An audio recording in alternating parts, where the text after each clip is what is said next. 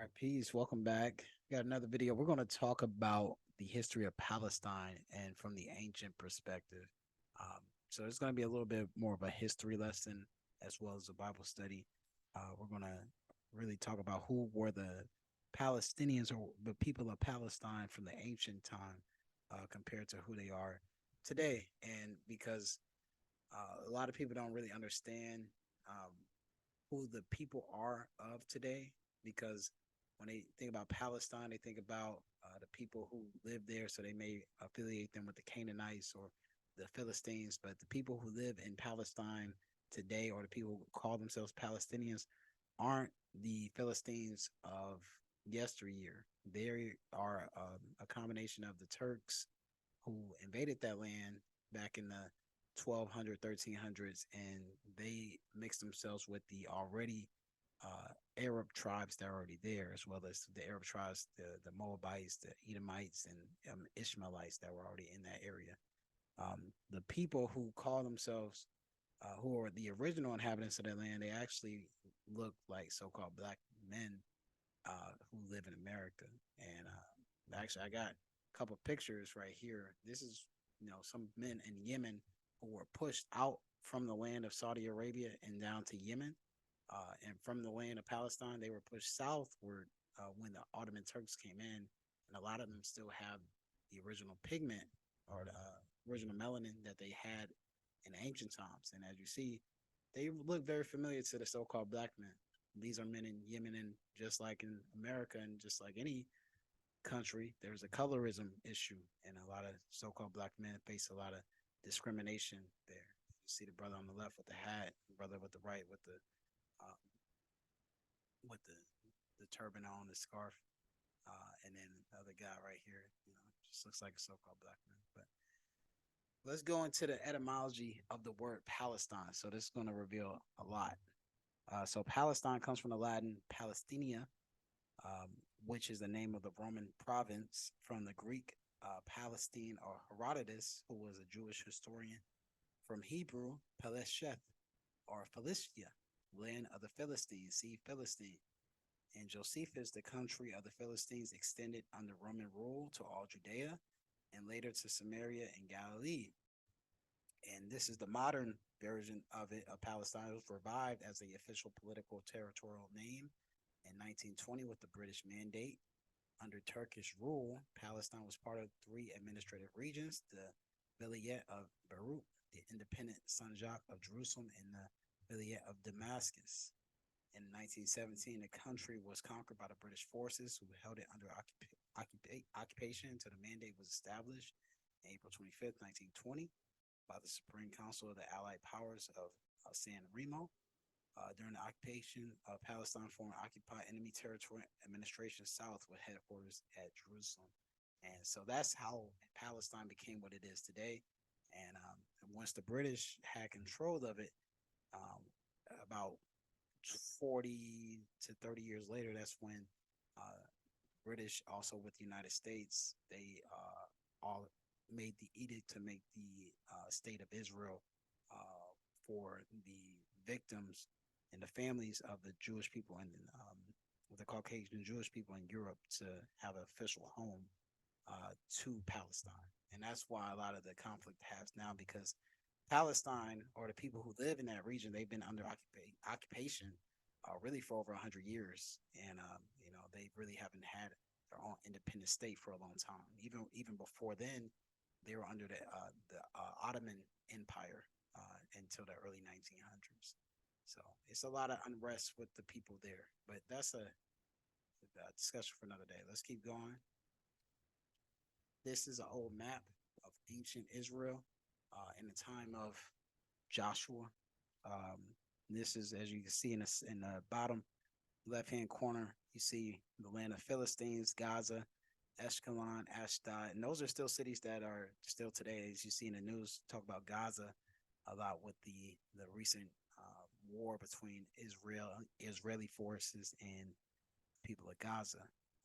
And again, that was the land of the Philistines. But like I said before, the people who call themselves Palestinians are not the ancient Philistines, just like the people who reside in Israel are not the biological descendants of the nation of Israel or the people of Israel in the Bible.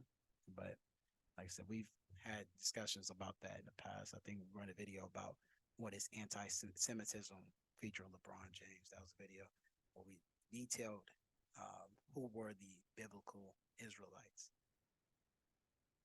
But let's keep going. So let's go into this is the genealogy of Noah, and now we're going to figure out who were the Philistines in history, biblically and the secular history. We're going to break it down. So Genesis chapter 10, verse 1.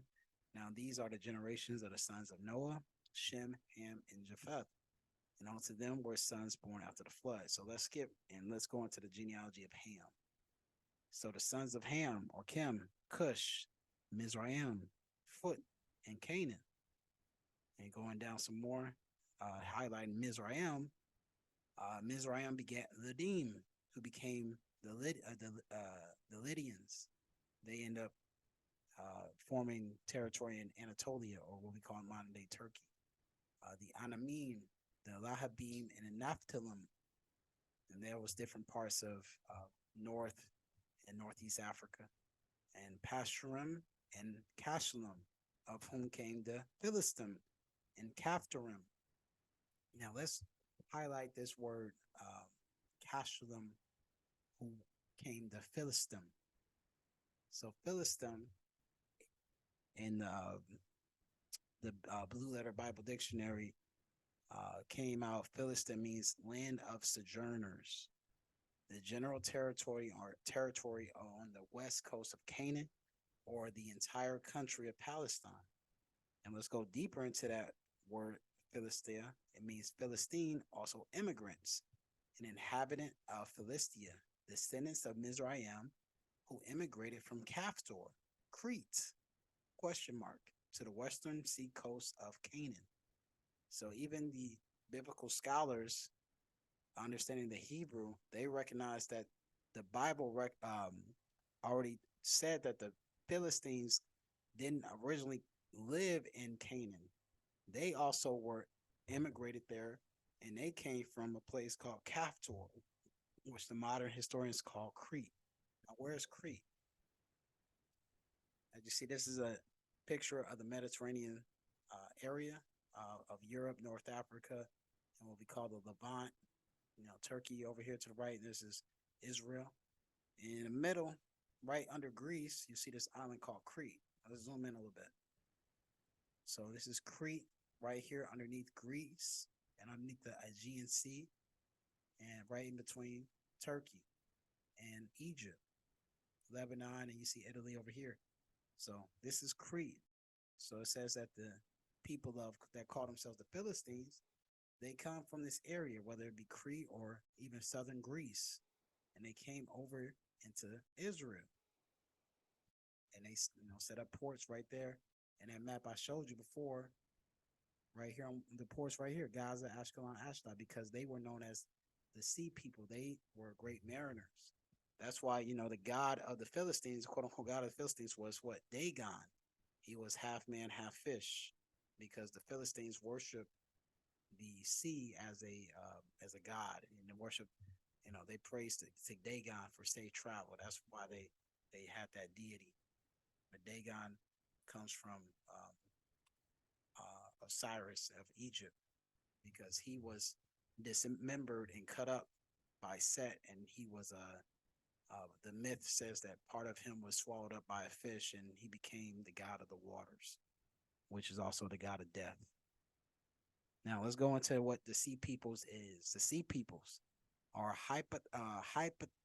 hypothesized seafaring confederation that attacked ancient Egypt and other regions in the East Mediterranean before and during the late Bronze Age collapse from 1200 to 900 BC. Remember that time frame from 1200 to 900 BC, that these people, they attacked ancient Egypt and other East Mediterranean areas in the late Bronze Age. Now we know in the scriptures, the Philistines are described as having iron chariots, right? Because they came from they came at the late Bronze Age collapse, and they started the Iron Age. Okay, so that's why they were known to have those iron chariots. So following the creation of the concept of the 19th century, the Sea Peoples Incursions became one of the most famous chapters of Egyptian history, given its connection with, in the words of William Max Mueller, the most important questions of ethnography in the primitive history of classic nations. So it's something about these people when they invaded Egypt and these other lands in the Mediterranean, they were able to basically kind of start their own type of ethnic kind of change of certain demographics in the area because there are certain people who were, whether it's like Ham, Shem, and Japheth, they were in certain places, but the sea peoples kind of made people migrate, and now ethnically they started to change, you know. And we know from the Philistines, a lot of them intermarried with different cultures, and they assimilate themselves with those people. So, but we'll get into that later. But we see that with the Philistines, especially with the Book of Judges, like Samson, he married Philistine women, and just we know that Danites were living close to the Philistines, and so is Judah, and you see the mixing, the blending with those people. Now, I want to make a slight tangent because this is going to kind of connect some things. This is the Hyksos dynasty. And for those who don't know, we're going to read about it here. But the Hyksos were a dynasty in Egypt that ruled Egypt, but they were actually foreigners of Egypt. And this is for people who believe in the Bible.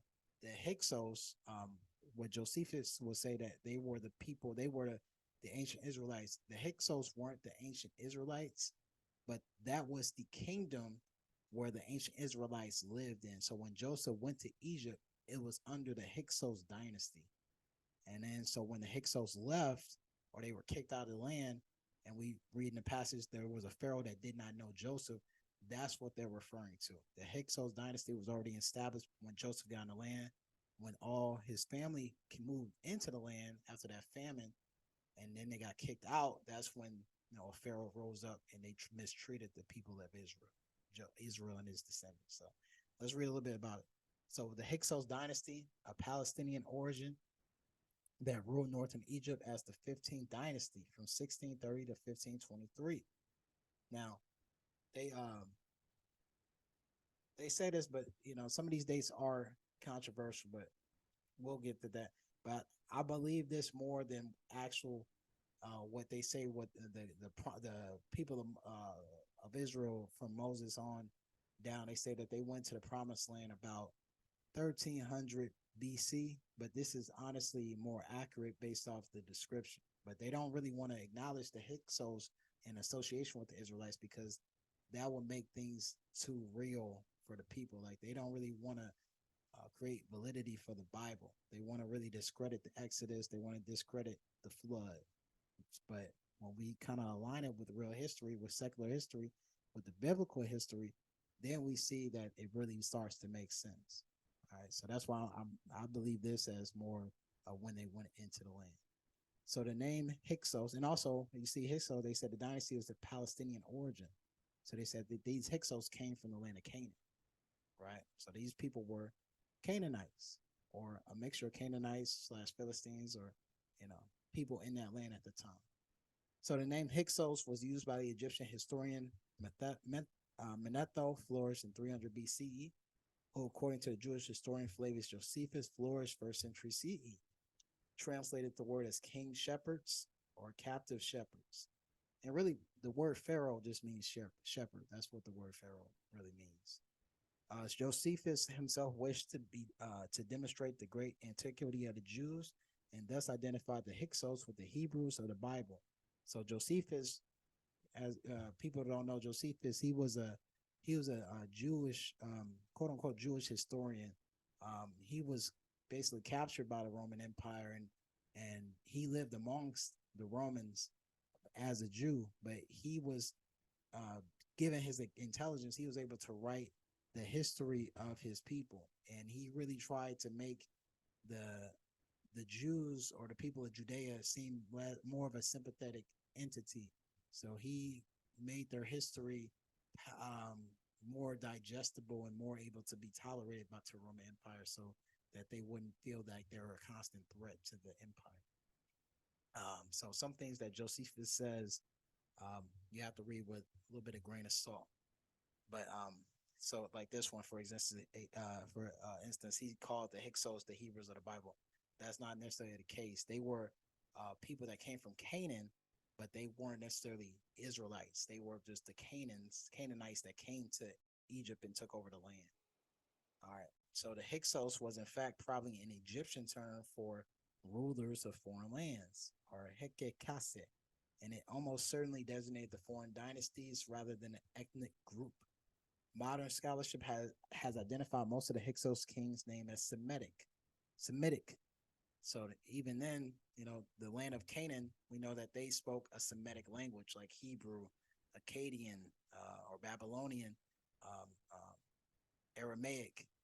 Um, you know, those were all Semitic languages, and they spoke in that language in that region. So the Canaanites, the Israelites, the Babylonians, they all spoke a similar language. The Who else?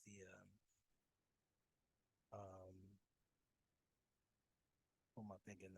The first captivity that the nation Israel went under. Um, the oh, it's on the tip of my tongue. The Assyrian Empire. They spoke also a Semitic language, and as you know, they were all in that area. So keep going. The rise of the Hyksos kings in Egypt was made possible by an influx of immigrants from Palestine to Egypt. Beginning from the 18th century BCE, the immigrants brought with them new technologies, including horse and chariot, the compound bow, and improved metal weapons. As we know, the Philistines had iron chariots, like we said. Most of them settled in the eastern portion of the Nile Delta, where they achieved a dominant role in trade with Western Asia. Archaeological excavations in that area have revealed a Canaanite style temple, Palestinian type burials, including horse burials, Palestinian types of pottery, and quantities of their superior weapons, and series of Minoan frescoes that demonstrate stylistic parallels to those of Gnosis and Thera. So right here, they're even acknowledging that the way that they buried their people, even how they buried their horses, is similar to the people of Palestine or the people of Canaan of ancient days. So they understand that the Hyksos were of Semitic stock, or they were a people of the Canaanite stock, or they lived among Canaan. And as we see in that first map I showed, Canaan was a lot of different areas. You even had Moab there, Ammon there, the Edomites there, Amalek, as well as the Palestinians and the Israelites. So that's why I say it wasn't just, you can't just call the Hyksos just one group of people. It was most likely a group of people that came down. All right, and then the most prominent settlement was Avaris, modern Taladaba, a fortified camp over the remains of the Middle Kingdom town in the northeastern delta. Their chief deity was the Egyptian storm and desert god Seb, whom they identify with the Syrian storm god Hadad. And as we know, Seth and Hadad and Baal are all the same. Baal is the storm god of the Canaanites. And even in the Syrian version, he's called Baal Hadad. He's the god of the storms, quote unquote, god of the storms, god of lightning. Well, we know in modern day entertainment as Thor. He's the god of thunder. That's why they make him so popular, because they want the people, especially children, to almost be kind of slowly acclimated to this deity figure, the god of storms. And even the character of Static Shock has a reference to that. Baal is kind of like character, the god of thunder, god of lightning. Let's keep going. The sequence of events that brought the Hyksos kings to power in Lower Egypt is not entirely clear. The 13th and 14th dynasties, which had existed concurrently in Lower Egypt, weakened and disappeared about the middle of the 17th century. Some scholars have suggested that a famine in Delta region contributed to their decline. Hey, don't we read in the Bible that there was a famine in Egypt that was really, really bad, right? That Joseph had to, form a way for the people to harvest their crops and store it so that it could last that 7 years. So apparently there was a famine that they acknowledged here that declined the Hyksos dynasty. Mhm. So from Averroes, the Hyksos 15th dynasty ruled most of Lower Egypt in the Nile Valley as far south as Kusay, near present-day Asyut. The contemporaneousness of 16th dynasty rulers, minor Hyksos kings who ruled in Upper Egypt simultaneously with those of the 15th dynasty. 15th dynasty were probably vassals of the latter group. All right. And then when under Secrene of Kamose, the Thebans began to rebel. The Hyksos pharaoh Apopis tried to unsuccessfully to make an alliance with the rulers of Kush, who had overrun Lower Nubia in the latter years of the 13th dynasty, 1650 BCE. And a Theban revolt spread northward under Kamos, and about 1521, Averroes fell to his successor, Amos, founder of the 18th dynasty, thereby ending 108 years of Hyksos rule over Egypt. Although vilified in some Egyptian texts, the Hyksos had ruled as pharaohs and were listed as legitimate kings. In the Turin Papyrus, at least superficially, they were Egyptianized, and they did not interfere with Egyptian culture beyond the political sphere. So again, these people who ruled Egypt were called the Hyksos dynasty, the Hyksos people, and they were called foreign rulers, and then they got kicked out after 108 years. That's enough time for Joseph to get there, for his progeny to spread, so they can, basically, have a good generation of, two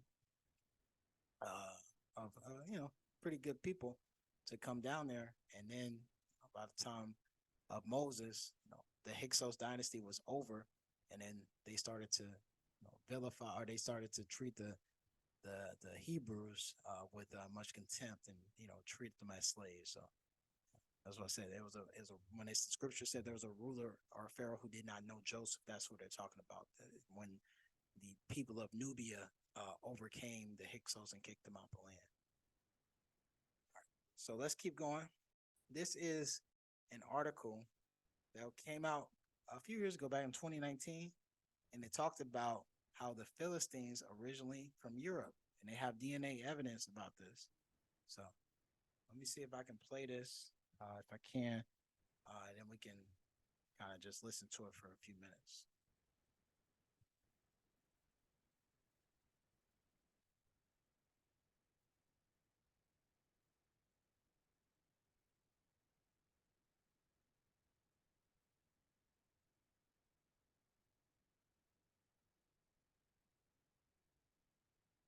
The Philistines, an ancient people described not so positively in scripture, went extinct centuries ago, but some of their DNA has survived. Scientists say it's helped them solve an ancient mystery. Where did the Philistines come from? NPR's Daniel Estrin reports from Jerusalem. The Philistines are the bad guys in the Bible, like Goliath, who confronted David in battle. They arrived in the Holy Land in the 12th century BC and disappeared from history 600 years later. Archaeologist Daniel Masters of Wheaton College in Illinois says his team wanted to know more. The stories about the Philistines had always painted them as sort of these uncouth louts, and we use the term Philistine in that way today. Archaeologists who dug the ancient Philistine city of Ashkelon found that they actually had an advanced artistic culture. The Bible says the Philistines immigrated to the Holy Land from a place in the west. Their pottery suggested the Aegean, but archaeologists found more direct evidence to sample: the bones of babies, who they believe were born to the original Philistine immigrants who came from overseas in the 12th century. They sent samples to a DNA lab in Germany. These babies showed distinctive patterns of DNA that we find in the European Stone Age.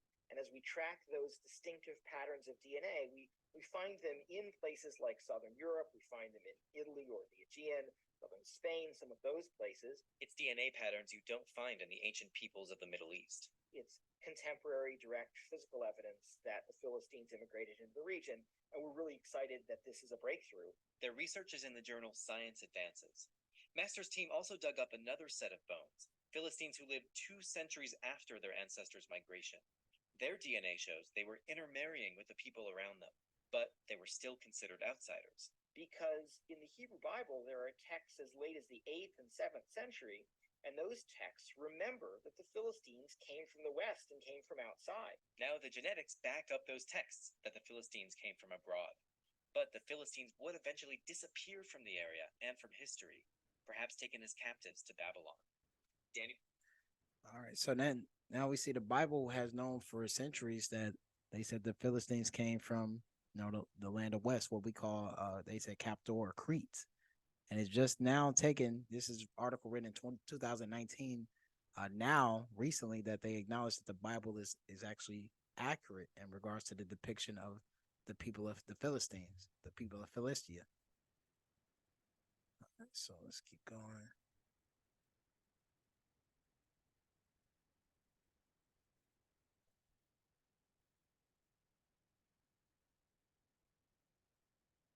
So, and again, when they say that the Philistines came from Europe, what they're really admitting is that the original inhabitants of Europe were so-called black. They, as we just read, this was the genealogy of Ham.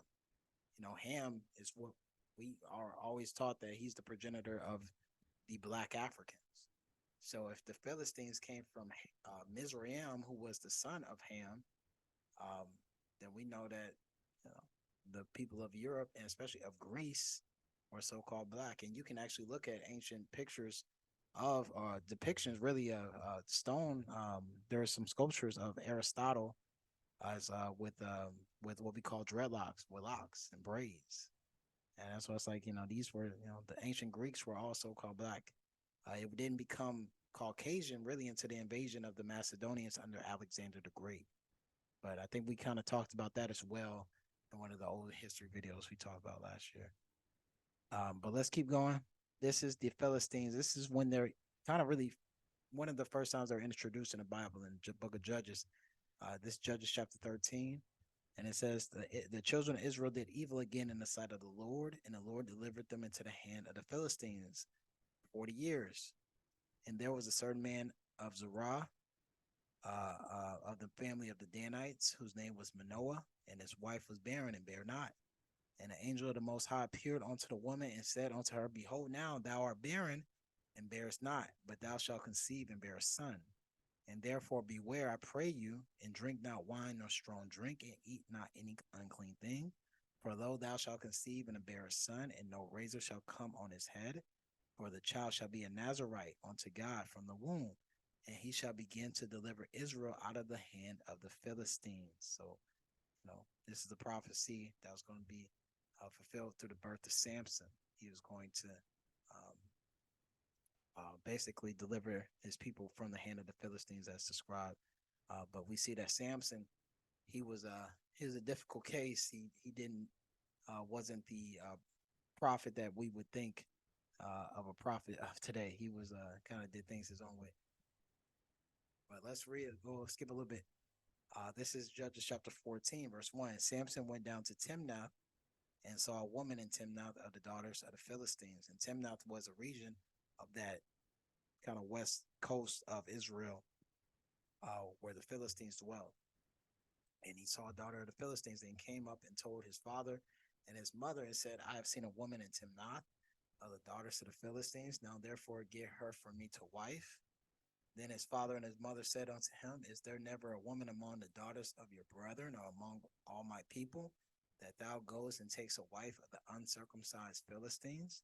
And Samson said unto his father, Get her from me, for she pleases me well. Yeah, Samson, he was on some other stuff, man. But his father and his mother knew not that it was of the Lord that he saw an occasion against the Philistines, and for all that time the Philistines had dominion over Israel. So even the Most High, he used Samson's own persistence and stubbornness, basically to do what his purpose was, which was to really destroy a large number of the Philistines. And we see in the stories of Samson, he really did kill a lot of the Philistines. But he did it through his own stubbornness and his lust for the Philistine women. But as we see here, that even Samson, he was a Danite. He was intermarried. He married a Philistine woman. So we know that if Samson, a judge, was doing this, we know that there had to have been other Danites and other Judites people of Judah who were also intermarrying with the people, and we see that in the Bible throughout the scriptures that the people of Israel could not resist the other nations' women, and so they just constantly intermingled and intermarried with the people, and just like it says in the secular history that the Philistines basically were intermarried to different parts of the culture or different cultures. And then went Samson down and his father and his mother to Timnath and came to the vineyards of Timnath, and behold, a young lion roared against him. And the spirit of the Most High came mightily upon him, and he rent him as he would have rent a kid. He had nothing in his hand, but he told not his father or his mother what he had done. And he went down and talked with the woman, and she pleased Samson well. And this, I'll put this in because I got to make another video. There's going to be the story of Samson. It is seen as mythical for those who don't believe in the Bible, but they try to align. They try to just basically make like Samson doesn't exist, but they really the story of Samson really lives on through the story of Hercules in the Greek mythology, or the Roman character Heracles. Hercules, as we know him traditionally, he's the man who's half man, half god, a demigod who's very strong, who went through a series of labors and things in order to prove his hero his hero status or his god status. And Heracles is actually just a Greek version of Samson. And when we read about the Greeks, the people of Sparta, they actually claim to be the descendants of Hercules. So, and we know that the Spartans, they were a variation of the Sea People. The Sea People, as we know, were a mixture of some of the Canaanites, and also, from my understanding, with Philistines, because they were great mariners, they were great travelers of the sea. So we got to do a study on that eventually, how the Spartans and the Danites, they were really kind of a mixture of some of the same people, the Danites with the Philistines, and they became the Spartans. But we'll talk about that later. All right. But that's all I wanted to talk about. It's just a mixture. I wanted to kind of line up some of the secular history with the biblical history, so we can understand, who are the Palestinians and where they come from. Again, the people of Palestine who call themselves Palestinians are not the original people of that land. And like we said, they were a so-called people of color. Same way with the ancient Israelites, they're not the same as the people who call themselves Israeli today. But we'll talk about that more in a future video. All right, peace.